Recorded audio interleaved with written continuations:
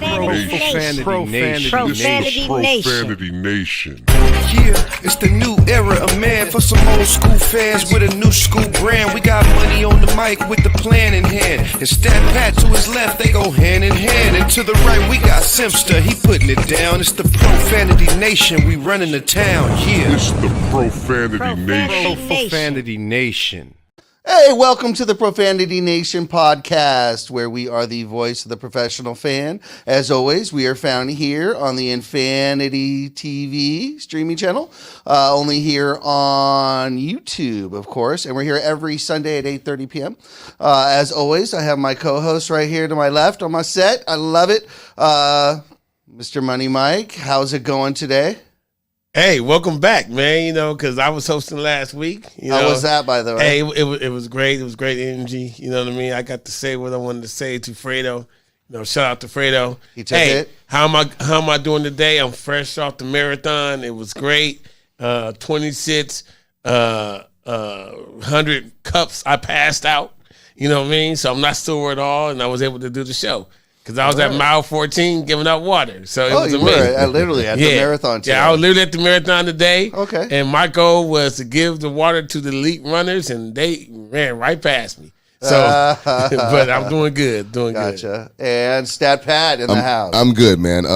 Just still reeling a little bit from that game we gave away on Friday. You know, but all in all, we're good, man. We missed you on last Sunday because But we got some licks in on Fredo, so we made sure we had to get him. He had to let him know, man. He's stepping up to the big leagues with us, Yeah. Go back to it. Go back to his show. Well, on Infinity. On Infinity, exactly. Monday Night Fredo. Go back there or the breaks, either one. He does great on both of those shows, guys. Okay, so what we're gonna do is we're gonna take a quick break because we have a guest here via our Profanity Nation guest hotline here that we're going to see on the screen. An old friend, Marco, Dr. Marco Nunez is going to join us here. We're going to talk injuries. We're going to talk Lonzo Ball. We're going to talk more than just that. So stick with us. Don't go anywhere. We'll be right back with the great Dr. Marco Nunez. The Profanity Nation is now the official podcast of the Los Angeles Lakers fan club on Clubhouse. Be sure to join. Over 5,000 strong and growing. Also, text Lakers to 22828 for a chance to win a free t-shirt. Again, text Lakers to 22828 for a chance to win a free t-shirt.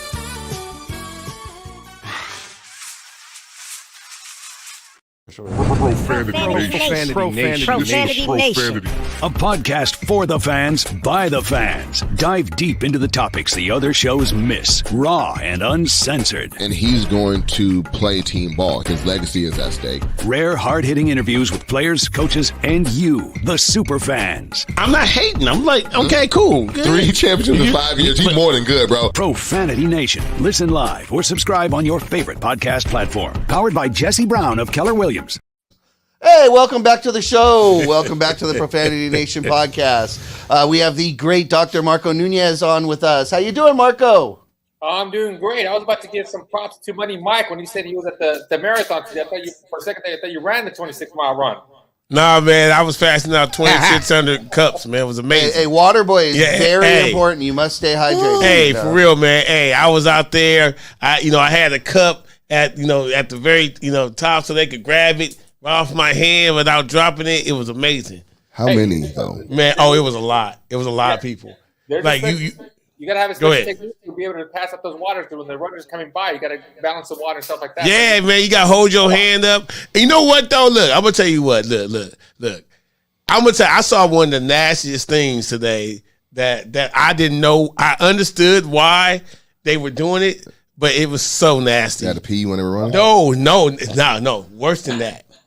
So listen, obviously, even by marathon runners, man, and I'm sorry, I'm just taking over the segment, but marathon runners, when they run, they chafe and all that type of stuff. So Marco, as you know what they use, right? To kind of help prevent chafing is the Vaseline. Yes. Right. So there was they had somebody, swear to God, took a thing of Vaseline and they held it up on some cardboard and it was a glob of Vaseline That people on a would grab cardboard, from. and all these people are coming, swiping out, saying, "Oh, thank you," just swiping, and then I saw somebody go and put some on their lips. I'm like, oh my God, how many people did it? But And you're not wearing the wash your hand shirt? no, and what was so crazy to me was they was telling me thank you for the water, but they were saying God bless you for the Vaseline. Yeah. Like I was like, wow, like I Yeah. guess this is kind of wild. I mean, everybody was just wiping away, like, oh my God, that's Vaseline, and they were so excited. And I was thinking, like, how many fingers was in this glob of Vaseline? Bro. Yeah, that's interesting to say that, and that's one of the things that a lot of people don't think about when they're marathon runners or when they're long distance runners, is that wind chill factor kicks in, and there's this thing called runner's nipples where it's true, you start getting shaping in that area, and I'm not trying to get gross here, like I said, we're not trying to get stomach. It can bleed. So that loop that they get, the Vaseline is huge for them between their armpits because they're constantly running up and down. They can get shapy in here, friction, blisters, also nipples and the lips. So at some point, I'd say that the Vaseline is probably more crucial for them as far as pain tolerance and discomfort than the water itself. Man, listen, I saw it. I mean, they literally took the Vaseline, went like this, and just kept and was like, God bless you. And I was like, ugh. What you end up doing is you say, okay, they took the Vaseline, and then you watch and see what they do with it. Like, that was the thing. We go lips, armpits, and nipples. Man, look. Man. Hey. Yes, I If learned. you were running, you'd be saying thank God for the Probably Vaseline so. The more you know. Probably so. I'm like, wow, this is like really interesting. I mean, you just don't think about those things, because look, I don't run 50 meters, I think I ran a 40. Maybe if you brought Vaseline with you, you could go a little I would have to have longer. my own Vaseline. Really slide. That's like another so 50 disgusting. meters. Like even pre-COVID, man. Pre-COVID, I wouldn't. All right, Anyway. Vaseline. But Hey, let's get to some talk here. Okay, Marco. I got a couple issues. This guy LeBron. Let me ask you this. This guy. Okay, LeBron. so this That's guy right. LeBron. They got this guy LeBron. 2 weeks ago said that he was going to be out about 2 to 3 weeks, and they said he had no structural damage, right, on his ankle. He's out the walking boot. He's walking fine. If he ain't got no structural damage, why? Am I wrong just to say take some Advil and let's just start? Let's play. Let's make the playoffs. Am I being unreasonable for that? Like play through it. So even when you go ahead. So here's the interesting part about it is that the reports talked about that he wasn't going to be out 2-3 weeks. The reports were talking about that he's going to be reevaluated in 3 weeks. So what that says is that you're out permanently for 3 weeks, and we don't know. At 3 weeks, we're going to reassess you and then be able to see where you're at that stage. So there is no true timeline. Now, the issue that he has is he has a strain to his tendon, not the muscle, not the ligament, the tendon. Now, have you ever looked at an anatomy book and you see like the human body, you see the muscles are kind of like red, pinkish, right? And then you see that little white part that goes from the muscle to the bone. That's a tendon. And the reason why oftentimes in pictures or images you see the tendon as white is because it has very poor blood supply, hardly any. So as an athlete, you would rather have a muscular strain to the muscle and not the tendon because there's very poor blood supply to that area. And that's one of the big issues that he's having right now. It's a tendon issue, not a muscle issue. So that's where the doctors are like, well, we got to keep an eye on it. Is blood getting to the area? Is it healing? Is it not healing? So he's in this little kind of limbo, kind of difficult spot. So you agree with them being out because the day he got hurt, he said he felt a pop and he played the rest of the game. And some athletes will be able to do that, and oftentimes it's attributed to adrenaline. You're in the game, you're moving, you're warm, and then once you cool down, you start feeling some of that discomfort, you start feeling some of that pain afterwards, you start increasing some of that swelling that occurs once you kind of settle down, and that's when it happens during the game. And I agree with you. When I saw the comment or the video where he said, I heard a pop, that in itself is not a good sign because it's an athletic trainer. One of the first things we ask an athlete once we see it, did you feel or did you hear a pop? When they say no, we're like, okay, all right, we might be good. But when they say yes, that's unfortunately not a good sign because that oftentimes either an ACL tear, an Achilles rupture, or anything like that. Time an athlete would immediately feel, I felt a pop in my knee, I felt a pop. or Achilles rupture. I felt like someone kicked me at the back. When I saw that video, I was like, uh-oh, that's unfortunately not a good sign. All right. So your advice is he should stay out then. Your expert advice based on what you know. Well, this is what we're talking about right now. And this is something we've talked about before. It's the risk-reward type of thing. Where is he at right now? How much pain tolerance? Where are the Lakers? Are they going to be in the playoff hunt? Are they in the play-in tournament type of thing? And this is almost the same situation what happened 2 years ago with the high ankle sprain. Remember, they were determining, well, can he play? Can he go? Should he go? We're trying to make the play-in tournament. We're trying to make the playoffs. And unfortunately, the Lakers are in the same spot they were 2 years ago when LeBron also had that high ankle sprain and determined. Now, the high ankle sprain was ligament damage, and that's a little more tolerant. Here we're talking about a tendon, which is a little more severe. The tendon ruptures completely. Then we're talking about he's got to have surgery to repair that tendon. So there's a little more risk in this year than compared to 2 years ago, unfortunately. Okay. All right. Well, cool. The question Money Mike is really asking is, can they just give him some adrenaline before each game so that way he can play through the pain, just like he did at the end of the other game when he actually got injured, and get us to the playoffs like Money Mike wants? Well, we'll probably give him some 5 hour energy drinks. Get him. There you go. Loaded. Let's get rolling. There you go. Ding ding. Sponsor opportunity. 5 hour energy. By the way, just gonna say that. Throw that out there. All right. So let's go to this other guy. Let's go this dude Anthony Davis. Now we know he get hurt, right? Like we know he get hurt, and somebody had a meeting. I guess the higher ups had a meeting that even though he feels fine and has no pain, he's not going to go play back-to-backs. I understand that philosophy 30 games into the season, but not when the playoffs are on the line. Dog, I as a whole, when we made this decision, let me ask you this. Let me ask it this way. Is there a question in there somewhere? It is. If AD, from the great Peter Vesey, if he has no pain, yep, and they've made the decision not to play back-to-backs, but he has no pain.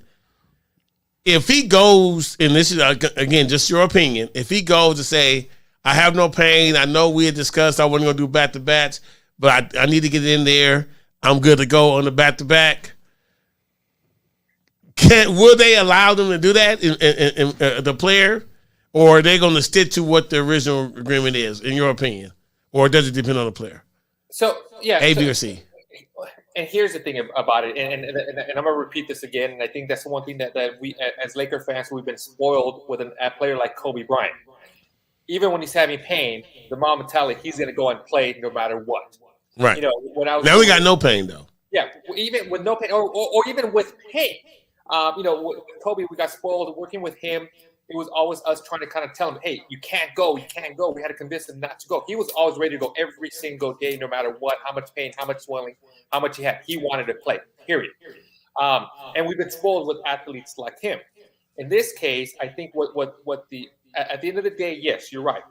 As a grown-ass man, Anthony Davis, it's up to him if he wants to play or not, but he also has to take the recommendation and advice of the sports betting staff, his agent, ownership, and whatnot. I think what the Lakers are doing is that at some point either they feel a little comfortable, or at least they felt comfortable a couple of days ago that they were going to make the playoff tournament. So they're like, hey, let's manage this because our goal is to get you in the playoffs. Now, the beauty about going to the playoffs is that there are no back-to-backs. That's a huge benefit. So if they can somehow manage him and get him through the season, make the playoffs, then the Lakers are good with Anthony Davis because there are no back-to-backs and we're set to roll. But the question is, can they manage to get through the season and be able to do that? At some point, if they get into a pickle, so to speak, and they're losing that playing tournament, that rule of, hey, back-to-backs, we don't do that, that may go out the window pretty quick. Okay, yeah, because I'm looking at what's going on, man, and it just ain't making no sense. We're going to talk more about that into the show, but yeah. All right. Let's transfer over to Chicago. Yeah, let's talk about Lonzo Ball. Right, he's had 2 surgeries already. He's going into the 3rd one. It better not be the same doctor. First of all, right? Well, hang on. That's actually a great question because Marco, is it the doctor or is it Lonzo? I mean, is there someone to blame? Is it that easy? Oh, you better not go to the same doctor. It's the doctor, or is there just situations that this happens. Correct. So I think in this case, it's a fortunate situation. And from what I've read, some of the reports is that Lonzo, the Chicago Bulls, and the Ball family, they've visited several different doctors to get several different opinions. And unfortunately, there hasn't been one solid, hey, this is what's going on. This is going to happen. Well, this is what we need to do to kind of fix it. A lot of procedures that he's done has been kind of pretty much experimental. And in this case, it's still also kind of experimental. What he's doing is he's having what's called a cartilage transplant. And what cartilage transplant to his knee, if you ever look at a chicken bone, right? If you have a wing and you look at the chicken bone and you see that white cartilage that kind of surrounds the outside of that chicken bone, that's a cartilage, okay? And often players would have a tear in there and they would have to do they'll do a scope in there to kind of clean it up. And as of right now, that's what they replace. So imagine a little piece of the white bone, that little white part tears off. And what they're doing a transplant, meaning they're trying to put a piece back in there. They're sewing it up, and they're hoping that the body's going to absorb it, take it, and it's going to reattach to the knee, and that's going to have additional cartilage on that part. Again, there's some mild research on this, but there's no definite research like some of the surgeries. So it's still kind of experimental in this case. The goal is that hopefully it does take, the body takes it, it reattaches it, it solidifies, and it becomes part of his knee. Then hopefully they're hoping that he'll be ready to go. But there's still no definite answer. So it's still up in the air for him. That's why they're thinking that he's going to be out the whole year. They're going to give him the whole year for it to heal. Hopefully it takes, and then he'll be ready to go for the following year. How long until they know whether it takes or not? So what they'll do MRIs every either 6 to 8 weeks, and they kind of follow and keep track of it. At some point, they're going to say, okay, as long as it's progressing and it looks like it's taking, it's healing, then they just stay the course. And if it doesn't, then at some point they're going to be like, hey, you know what? Let's go and let's change plans and see how it goes. But we're looking anywhere from 3 to 4 months. They should have an idea. Say, okay, it's taking or it's not taking. So what was the first? Can you go over and say what the first surgery was and what the second surgery is? Yeah, I don't know. I don't know between the first and second, but I think one of the surgeries was that they felt that there was some debris in there, or debris meaning dirt or body parts were kind of floating that kept pushing against a nerve, and that's what was causing the pain. And I remember reading a report that they were so definite, hey, this is what's causing the pain because it's pushing against nerve, and we remove this debris, we take it out, they scope it out, remove it, he should be fine. And I think that might have been the second surgery that from what I read. I don't recall what the first one was, and they were hoping that was it. And I think that did alleviate some discomfort because from what I report is that he was able to kind of dunk and move. Like right now, he's able to dunk and kind of do some activities. But when it comes to game situation, when it's pivot, turn, and stuff like that, that's where he still has some of the discomfort. I think that probably alleviates some issues, but he still has the other issues with the cartilage type of thing. Okay, so do we go to the same doctor? Like, no. I mean, yeah. Well, I mean, that's a question. You keep going to this, what's the word? What's the definition of insanity? Keep doing the same thing over and over again and expecting different results. Yeah, right.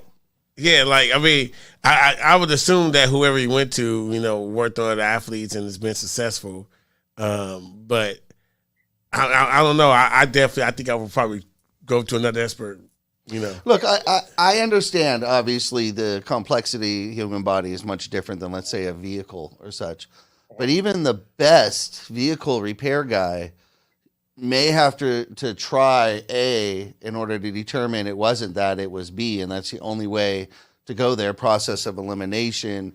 I imagine that's the case with surgeries, and if you have a complex situation with pain that you can't quite trace or locate, maybe it's best to get a fresh pair of eyes on it, but maybe not, because then they're reinventing the wheel also, going over kind of everything that you've already done. I don't know. Well, go ahead. No, you're absolutely correct. When it comes to assessing an athlete, oftentimes, like you mentioned, it's a process of elimination. We do assessment exams on an athlete, and our goal is to eliminate certain things. First one, we do an X-ray to eliminate, hey, there's no fracture. Boom. Okay, now we're done. Let's do this assessment. Let's test our ligaments. All the tests, they were negative. Okay, now let's test our muscles. Maybe it's a muscle tendon. So oftentimes is the process of elimination. Now, from the reports that I've read is that Lonzo, the Bulls, the Ball family, they've gone to several doctors to try to get different opinions. And unfortunately, no one has given them a definite answer. Hey, this is what's going on. This is what you need to do. And this will kind of fix the problem. And that's the problem in itself, is that there is no diagnosis, so to speak. Or I should say, there's no definite diagnosis as far as what's going on with them. So again, this surgery that's having is another, hey, experimental. Let's keep our fingers crossed. Hopefully it works and be able to roll on with it as well. All right. So silly question. Yeah. Is there, with a lack of a better term, like an encyclopedia of doctors and the resume on the athletes that they worked on? Like, for example, like Dr. Smith, let's say, he worked on Grant Hill and Odin and portfolio, all these players that never came back from injury. And then we have the doctor that worked on Kobe, Curry, Kawhi, maybe, you know what I mean? Like, do these doctors create like a resume of successful surgeries that they've had? You know what I mean? Because if I see a doctor, that worked on Grant Hill, man, it took Grant Hill forever to come back. Odin never came back. You know what I'm saying? Like, right. Is there a list out there or a resume? You don't have to answer that question. I'm just asking. The good ones, their name precedes them. Everyone, they're known. Right, you know what I mean? Like, because I would be like, "Hey, Kobe, who's the doctor that you went to? Hey, people that came back. That's Curry, word of mouth. Curry, you were having issues with your ankles, but all of a sudden you went to a doctor and they fixed you up. Who did you go to? You know what I mean?" And that's interesting that you bring that up, is working with professional athletes and kind of being in this environment, is that athletes speak and communicate with each other, whether it's football to NBA to hockey and stuff like that. So whenever there's an athlete that's having an ankle issue and they know that, hey, so-and-so had the very similar ankle issue that I did, they'll communicate with them. They'll get a hold of them and say, hey, who did you go see? Who did you work with? Who did you rehab?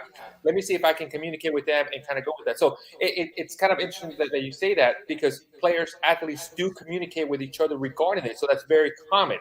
I don't know whether, there's a Yelp for doctors to go to and there's a anti-Yelp for doctors not to go to. On top of thing, I don't know if that exists. Okay, I was just wondering, man. I have a question, Marco. I'm curious. As we're sitting here talking about all these injuries, or obviously we're discussing basketball and NBA as the topic today, but why does my gut tell me that, just an example, let's just say LeBron and even maybe Lonzo, if you take these exact same situations, maybe not LeBron, but perhaps, if you take these same situations and you put these players in the NFL, why do I get the sense that they would play on these types of injuries as opposed to the NBA players that tend to not play? Am I correct in that assumption, or am I way off base? So I know we're recording this, but I'm still going to say off the record, so to speak. It's funny, the culture, it varies from sport to sport. Yes, NFL mentality oftentimes a little different than NBA. Hockey can be very similar to NFL kind of playing mentality, kind of that, I don't want to say that toughness or type of thing, what you want to call it. And then also you have baseball. But yeah, I mean, NFL. You football, say enough. You say enough. I'll rescue you. You say enough. Yeah. It's just a different culture. All right, good. So we hit the know. nail on the head. All right, good question. Steph Pat, you good? Oh, yeah. I mean, I think we all know when it comes to between the sports, which ones that are going to put themselves in harm's way. I mean, we've seen it too many times. Going back to what you guys were talking about, is there like a portfolio of, I mean, like Marco said, athletes talk to athletes. We know who the doctors are. We know they get to be who they are by word of mouth. It's not because of the regular people. It's because of the people. And you don't really have to go too much further than to actually look at their work. You know who the people are. I mean, it's a reason. I don't know. It's a reason why Kobe went to Vail. It's saying, like, there's some things that, people know where the good doctors are and they'll go find them out, so, I just think that's just how they do it. Hopefully, Alonzo actually has a good doctor, because I want to see him back on the court. I think he had a lot to give, and I hate to see him to go out like this, Yeah. So we can have the D'Angelo Russell effect. He get back, show what he's able to do, then we get him back on the team. Yeah, for the minimum. For the minimum, exactly. Right. Exactly. Give him a second chance again, back with the Lakers again. Marco, thank you so much for joining us. It was really awesome to have you back on the show. Yeah, We're great to see you. We'll get you back on more regularly. Hope you're having a good, we're kind of in the last days of winter here, guys, and about to hit spring. Yeah. So, that's a great thing. So hopefully we'll see you in spring. I know you're a little bit of baseball guy as well, so we got spring training coming up here. So all good. And we'll talk to you real soon, all right? Sounds good. It's a pleasure being on the show again. All right. Right. All right, man. What's you. up? All right, take care. Bye, everybody. Bye. Right. All right, guys. So that was some good information. Yeah. Let's take a quick commercial break again, and we'll be right back. You're watching the Profanity Nation podcast. Don't go anywhere. You're live on Infinity TV on YouTube. Be right back.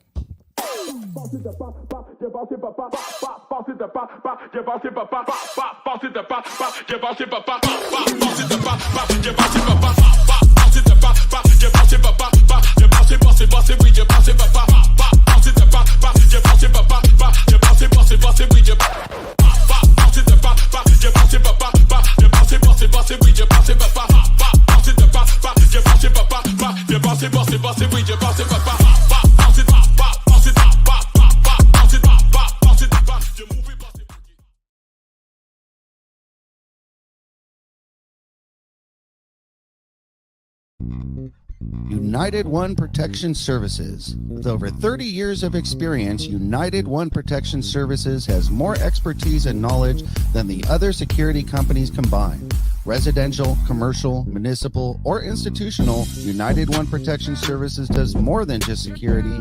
We protect your livelihood. United One Protection Services.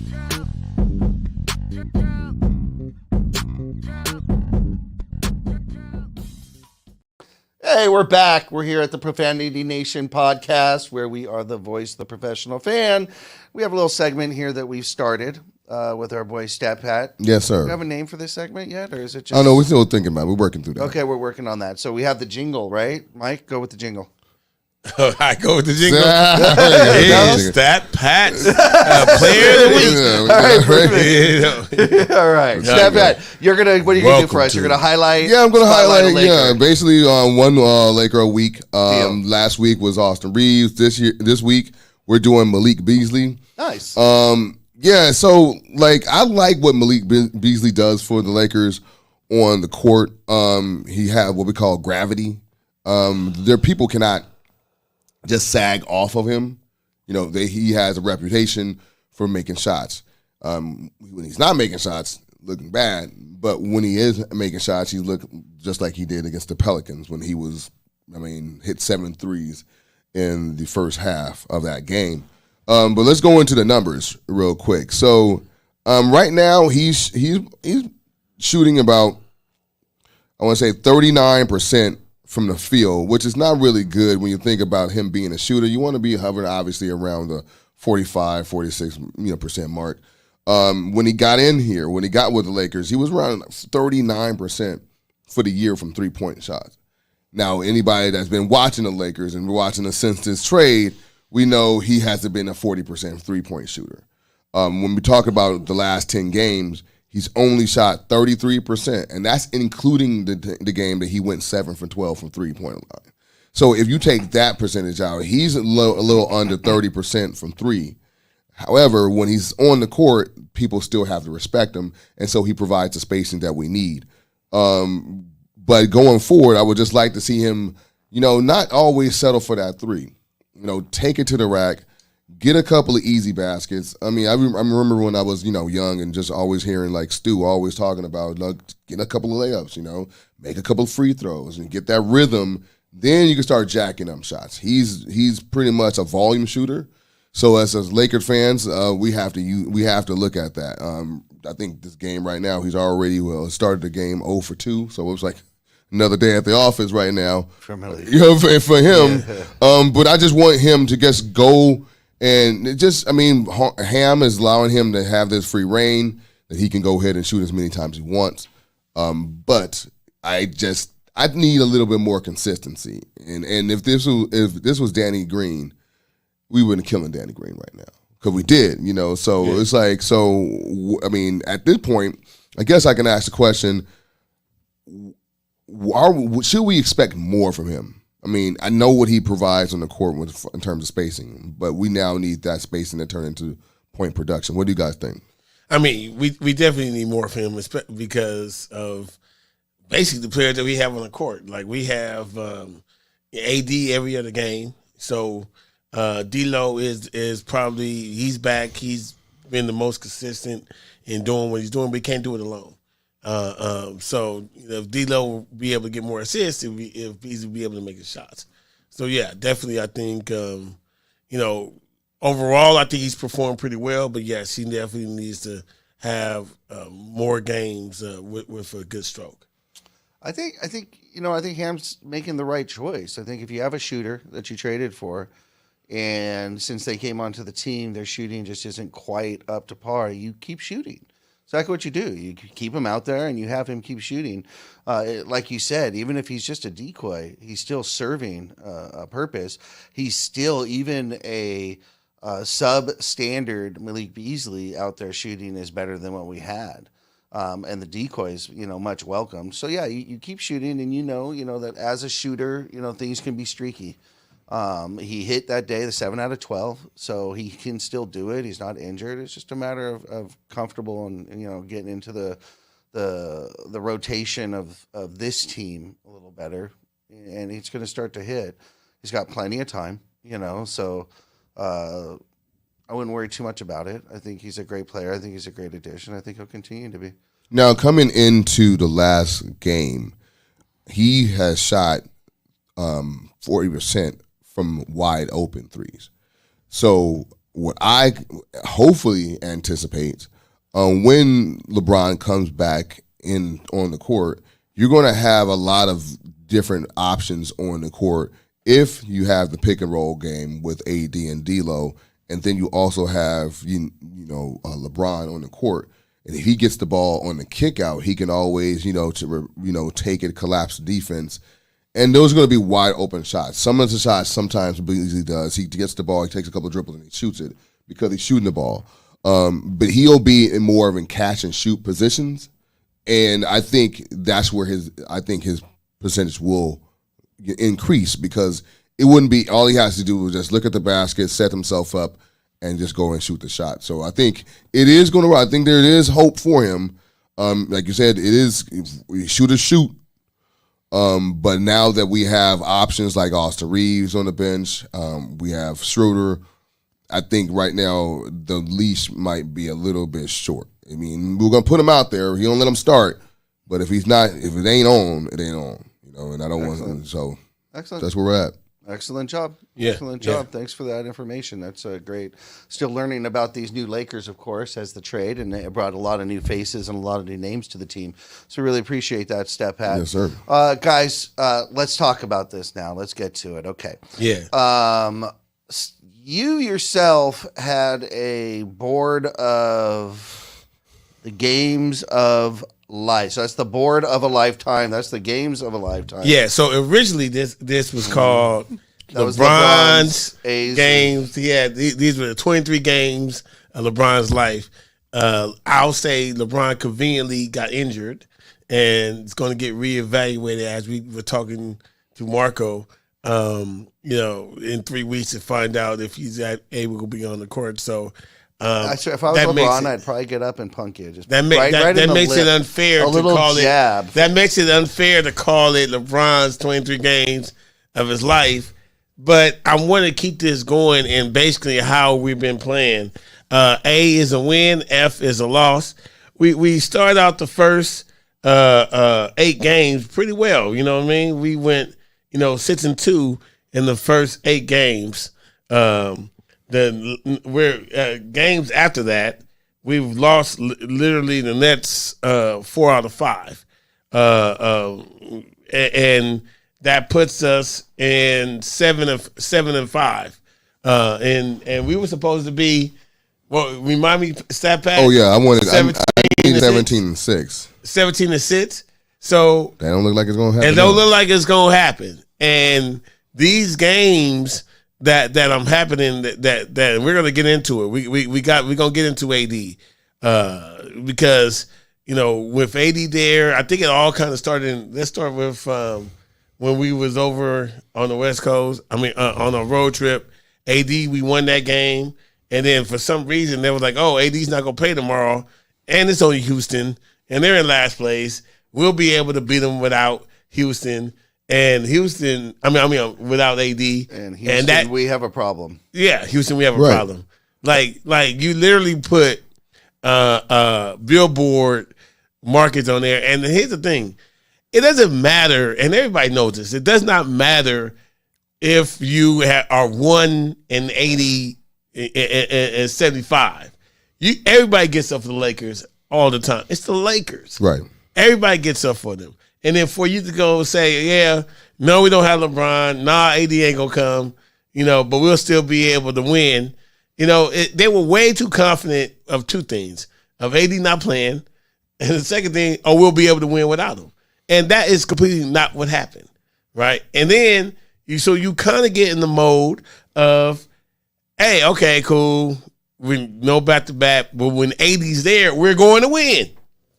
And that hasn't happened either. Yeah. First of all, like you said, we're taking these games for granted, and that's what I noticed. We were we were I think 6-2, or we were looking at our 9-3 since the trade deadline at one point, and we really started to look like we were making the move into almost getting to the six seed. I think the highest we went to was at one day with the 7th seed. Man. Everything was coming together, and we were 33 and 34. 33 and 34, we're only one game behind. We finally get to 500. Finally get over that hump, just to say that we're 500 this year. We clawed back. We did all that. And that would have been so much. It would have been a great psychological boost. And they took whatever reason, they took him out. The Laker organization scared that he was, he's glass, so he's going to break. But at the same time, you can't cheat the basketball gods. And so that's what we do. We go out there, we put him on the court, and because, like you said, Money, we have now AD back. So we're going to win this game. And we were in the game, and we won the game, and we were going to win this game. But the person that literally took off the game made all the bonehead mistakes at the end of the game to win the game. The last game. The last game. We'll talk about. So it's like, when you have Houston, you got to win against Houston, or you have to play. And if you're not going to play, you got to win the next game. And it just seems like we have been taking these games off, and we're now, I think today we're at 34 and 37. So it's really a bad. Luckily the West sucks because we should have been out the playoffs, but we still have an opportunity to make it to the playoffs. Oh, we're doing our best to get out of them, though. We're really doing our best to drop the ball. LeBron, if you're listening. If you're really not that hurt, I hear a little, there's an optimistic story out that Irvin Ham said that he may come back this year. Well, it really doesn't matter if we're out the playoffs. Well, you're going to come back in the last 3 games, and you're literally going to be mathematically back. Come on, So what are we doing here? They're not going to keep back. I don't understand. I really, what is the goal here? Is the goal to make the playoffs? Like, do we really want to do this? The 10th seed. Do we play in? They want to make the play in. I don't really like. What's more important? That's my question. To the front office, to Darvin Ham, to so you're confused, right? I agree. I'm confused by their commitment, Money. Yeah. To be honest with you, as a fan, as a season ticket holder, I'm kind of sitting there going, well, you know what? Why am I going to dedicate my energy and my, this or that? I'll do it millions at my of dollars. leisure. I'll take a couple, I'll take maybe, a couple weeks off too as a fan and come back. You guys get to take time off and come back. You don't seem so committed to the cause. Why am I as a fan so committed? Why am I sitting there going, I got to watch this game, got to watch that? You know what? I don't, I guess. I guess I could take games off too. So if the fans start treating the teams like the teams are treating the fans. And let me set the record straight. I am not, if AD has any discomfort anywhere, don't play. But he didn't. That's what I'm saying. AD don't play. I've seen it. I've seen him not be 100% and try to play. It doesn't go very well. But if I see him play well at the end of the game, he has no pain. The next day he wakes up, he has no pain, he's feeling good, and we're just doing the decision to. I just don't understand that. If what is the agenda? Is that's my question. It can't be. Is the agenda to win the game, to win as many games as we can to make the playoffs, or is the agenda to load manage and see if we can make the playoffs as we load manage? We cannot do both. We have to find out what is the Lakers' agenda right now, because we know we don't have LeBron. That's on record. We need AD out there now. With that being said, we need AD not to make bonehead plays. My God, right? Let's get into it. So because I saw him. Money Mike, set the table. What game you're talking about? Lakers played. So last game, who were we playing against? Mavericks. We were playing against the Mavericks. It's less than a minute left in the game. We're up by 4, and I saw Anthony Davis single-handedly lose the game for Lakers. Yeah. We're up by 4. He runs out to a 3-pointer, fouls him. Thank God he missed the shot, right? Otherwise, because it would have been a 4-point play, right? So he misses the shot, but he makes 3 free throws. Then next play, he goes and gets fouled. Less than about 30 seconds left in the game. AD, 80%er. Dude, you got to make the 2 free throws at that time. He only makes 1, right? Classic again. By the way, he did that against the Nets and Philadelphia. This is what he does. Time out. Everybody knows that your focus has to be on Kyrie. I understand that, but you at this point in time, listen. I don't get paid Darvin Ham money, but there's some things as I'm watching that is really, really obvious, right? We want the worst case scenario and the best case scenario. Worst case scenario is, at minimum, we need to go to OT. That's the complete worst case scenario, right? So now, and what's the score at this point? And then we're down by 2. Okay. I'm sorry, we're up by 2. Up. Listen, it's very simple. It's less than 20 seconds left in the game. We do not allow a 3-point shot. We stick with our men. I understand Kyrie is Kyrie, right? But once you chase Kyrie off the block, you see him secure. There's 2 men. There's 2 people. You have a person over in the corner, and you have the person over almost at the top of the key. And we have 3. We have Kyrie double team. We had 3. The other 3 looking as a spectator at what Kyrie's doing, and then. And one of those guys is AD. And one of those guys is AD, and he's at the free throw talking about he's going to go for the rebound. Dog, what are you talking about? You know what it felt like? This is what it felt like to me. As I was watching this game, it felt like they were like, when Kyrie passed the ball to, I don't even know the guy's name, AD said, oh, yeah, he is behind the 3. Let me go get him. Oh, yeah, he is. Like he got reminded that there was somebody behind the 3 line. And I knew it was going to go in. Yeah, I knew. The dude was wide open. And that really is like what the play was. If you look at it now, mind you, I'm looking on the TV, they're in the game. There's 2 people in the corner. You realize at some point in time, Kyrie is going to be the decoy. We got to do better. We got to do better. We cannot. The reason why we're in the situation we are in now is because how many games, Stat Pat? What would you say, 10? We've lost games by 1 or 2 points with a last-minute shot that we were not able to execute. That is the biggest problem that we've had all year. No, we can't finish games and put teams away when we're supposed to. And one thing that, to me, now I have to look at it objectively. I have to look at it just like, I just don't know if he's built for it. And that's just my argument. Y'all can flame me all you want. I've seen a large sample size to see a player not really just put it on his back. I mean, and I know Marco came on and he said that we have been spoiled because we are still living with the memory of Kobe. But I can tell you right now, when Shaq was hurt, Kobe was putting them things up. He was putting them up like, bruh, you can go ahead and take all the rest you need. I'm about to put these things up, right? And he was just going out there. And I thought we had that. And so, like when I'm sorry to cut you off, but when LeBron went down, you saw something different in AD, and I was like, okay, AD is up for the challenge.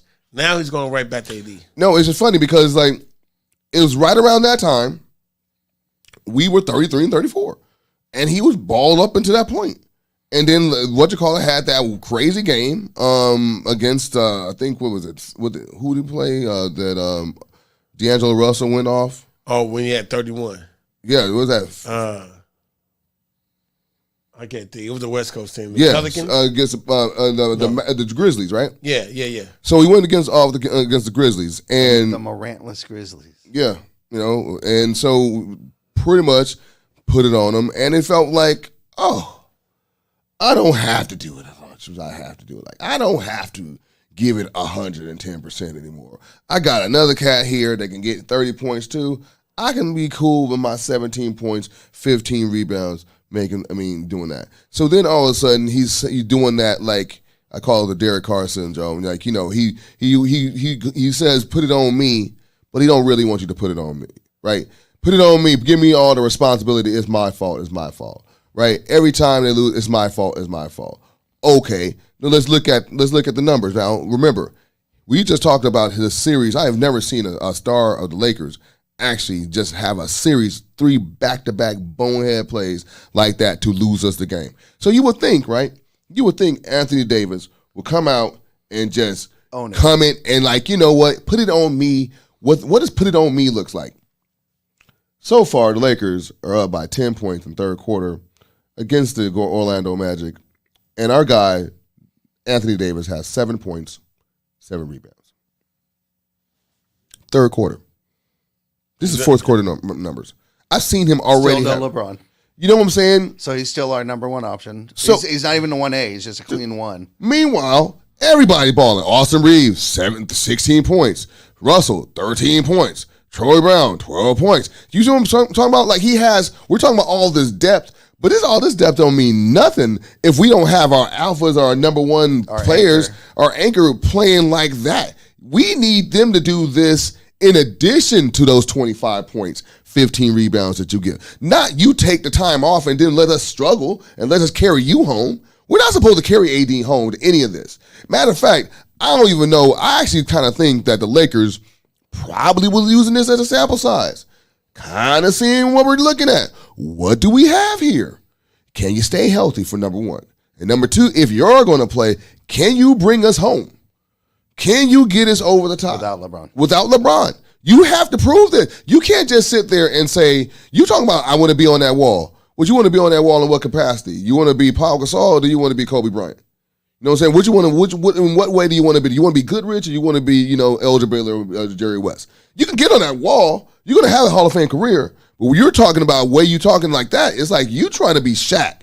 You talking like you want to be the guy. Well, you got to start being the guy. And 7 points and 7 rebounds right now ain't getting it for me. And I'm sorry, I question his heart.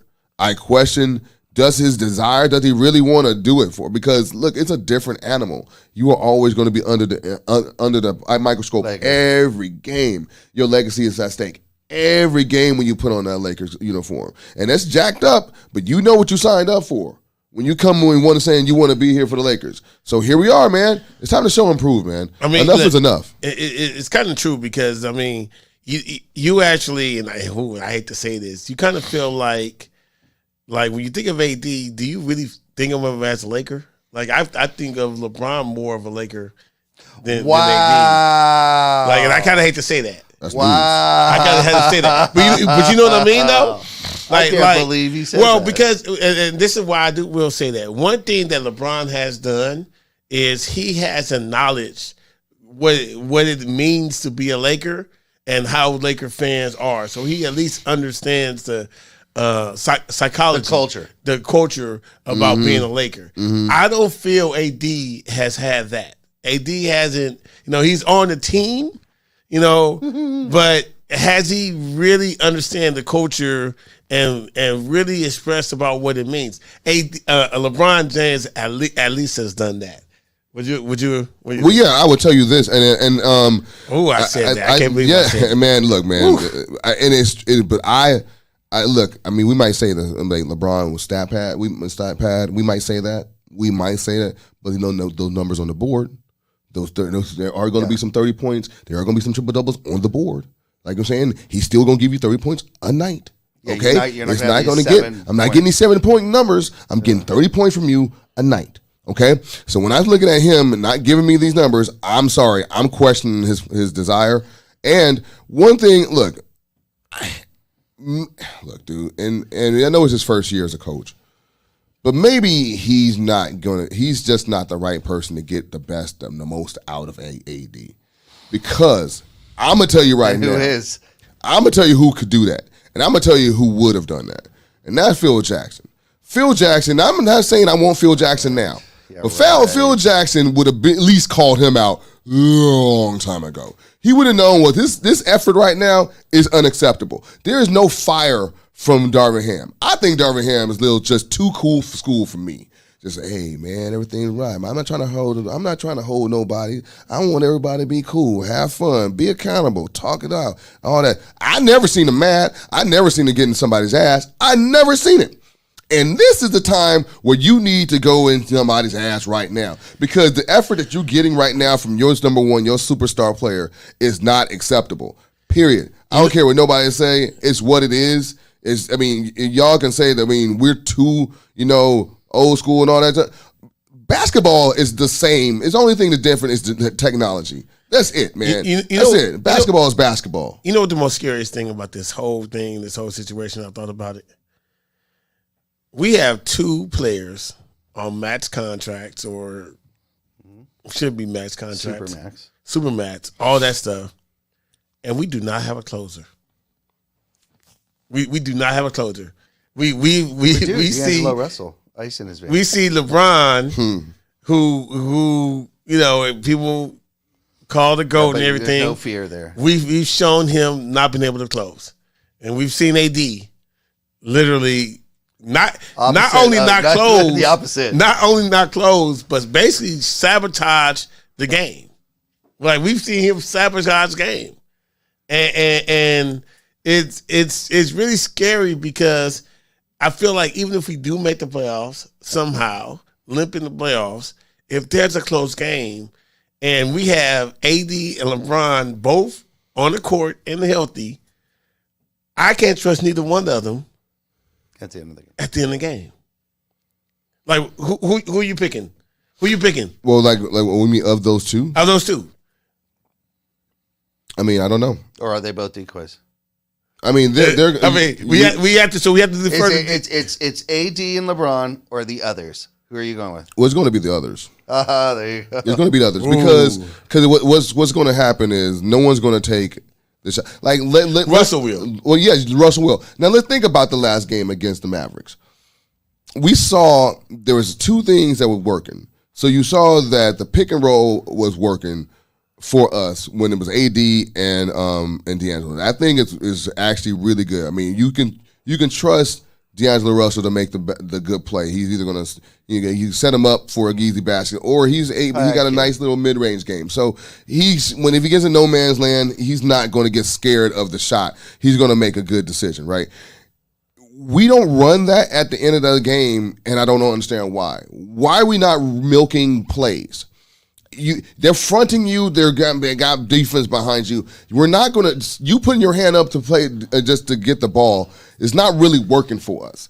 If you're getting fronted and there's somebody behind you, you putting your hand up and you don't have the hops that you once have. So you're not going to just grab the ball and then pivot and then lay it up. Like that's Pelicans AD. We don't have that AD anymore, right? So we have to make sure that he's getting the ball in better positions. Why are we not milking these? And that's why I think when it comes to the end of the game, we will run that play, that action, and then there's going to be wide open, especially if LeBron get the ball. He can't wait to kick it out to open shooters. So that's what I'm saying. So that's why I feel that it will be more likely somebody else making those shots because it's always going to come from a kick out. So we're going to depend on the others, The others. to win the game. The others. Yeah, that's the sad thing. All right, everybody. So everybody knows because y'all watch this. Like I said, I do this every time, but I know you guys are super fans here, professional fans of the Profanity Nation. So you all know that we finish our show with a segment we call Money Mike's Out of Bounds. It's pretty easy. Money Mike is going to share his thoughts or opinions on a topic, and he just wants to know if those thoughts are in bounds or out of bounds. You can comment over there on the comment box. And while you're doing that, be sure to hit the subscribe button right below here for the Infinity TV. You're going to get great shows. And, of course, you won't miss an episode of the Profanity Nation. Money Mike's Out of Bounds. Money Mike, you got the mic. Yeah, so look, I this is just a feeling of mine about what's going on. Right now, we're pretty much in the middle of March Madness, and I don't care about it. Like, I don't really care about, like, what's going on. You see the upsets. I know Purdue lost, and, they were the first number 1 seed to lose to a 16. And it kind of like, oh, hey, cool. I want the other team to kind of go. But then when they get blown out the next game, you don't care. Same thing with Foreman. I don't know where they're Furman. They came back and won, and then they got blown out the next game. So I've decided, March Madness, used to love to watch it because you always would find that player that's why I discovered Kemba Walker, for example. You know what I mean? Players like that. But I don't think I'm going to really watch March Madness until right around the Final Four. I kind of want them to get over all the fluff and all the stories and the Cinderella stuff. Just get to the Final Four, then I want to go and pick it up there. Don't really care about watching every game. Am I out of bounds to say I don't care what happens until we get to the Final Four? I'll start, if you don't mind. Elite Eight. Sweet 16, maybe a little soon this year. Elite Eight is when you want to chime in. And the reason why is you want to follow the ride. You want to get acquainted with the team. You want to know the teams and the ride that they took to get there to the finals. That's what the March Madness is all about. So you're not completely out of there, but yeah, I think it's more Elite Eight. Go ahead, Seth. Well, I'm gonna just say first. I'm gonna just qualify this. I love March Madness. Okay. And I love. How's this year? I love the first day, that Thursday, 9 a.m. I'm looking at it at school. I'm watching it on my phone. I'm teaching class, but I'm like, give them an assignment. I'm looking at it on my phone. I'm there from the first tip up into the last tip. And honestly, the first weekend is where you get the craziness. That is the madness. The madness is not Sweet 16, Elite 8, and Final Four. That's not the madness. Yeah, but they're not that is the thing. That is the reason why we know those teams. Those are the teams that's supposed to be there. If you're thinking about the top 16, or it's a top 25, and there's only 16 teams, you expect at least 10 to 12 other top 16 teams to be there. But when you get half of those teams are the Furmans of the world, or the Crichtons, or something like that, and the Michigan States, and you look at it, you watch them, and now you got a good idea of if they can make that Cinderella run to the Final Four. More likely it starts at the Sweet 16. But for that first weekend, they've been the story. It's been driving all the ratings because everyone wants to see the Cinderella wins.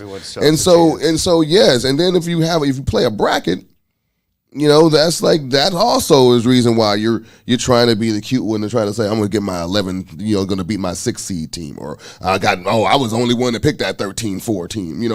I picked that game. And it's just, to me, the madness is the first weekend. The other weekends is what it's supposed to be.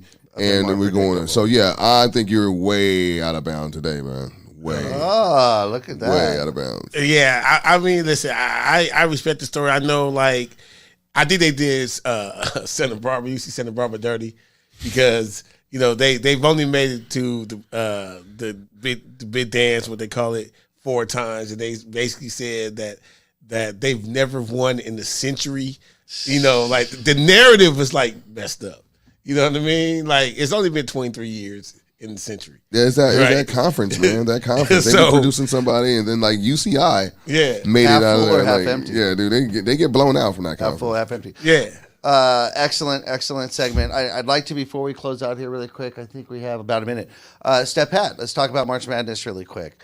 Have you seen any projected upsets? I know a lot of people are picking Alabama to take it home this year. Do you have any thoughts? Well, I like Alabama, but I saw San Diego State is in that bracket. So they're the number 5th seed. They're going to play them in the Sweet 16. I think they have a puncher's chance. I like their athleticism. They play really, really good defense.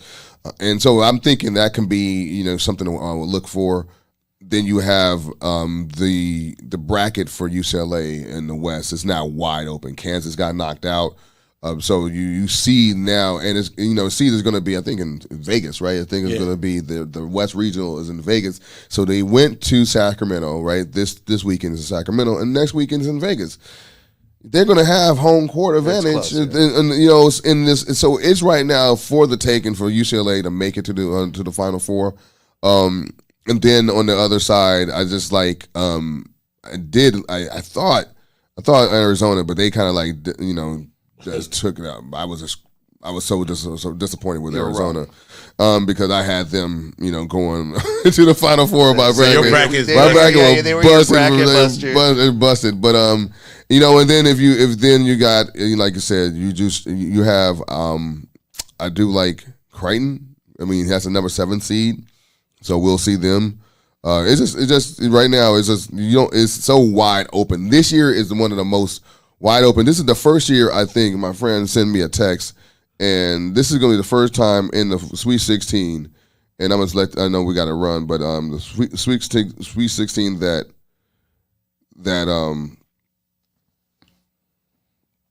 we have, Kentucky's not going to be in it, Kansas is not going to be in it, Duke is not going to be in it, North Carolina's not going to be in it.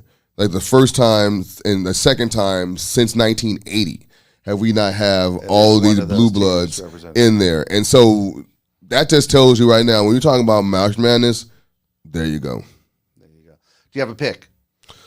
I hate to say this, man, but I think UCLA got it this year. Really? Yeah, I hate to say it. I think UCLA can do it. Excellent. Okay. They can do it. All right. Well, that's it. You Fight heard on. it straight from Step Pat. Put all your money, your house, your horse, your car on UCLA to take it all for March Madness. We gonna check on them next week. You can send your emails to Step at Profanity Nation if you're upset by that. Thanks, guys. Thanks, everybody, for joining us. Thank you, Dr. Marco Nunez. Always great information. We spoke about Lonzo Ball, of course, LeBron James, all of that good stuff. If you missed any of it, you know where to find it right here on YouTube, Infinity TV. You will find it here, and we have our next week's show coming up on Sunday at 8:30 p.m. like we always do. Until then, you'll find The Breaks, you'll find Monday Night Fredo, you'll find The Art of Love, plenty of shows to watch, plenty of things to sink your teeth into, and we'll continue with March Madness. We'll bring you updates on that next week. So thank you very much. Thank you for joining us. Until then, take care of yourselves. Peace. Peace. Yeah.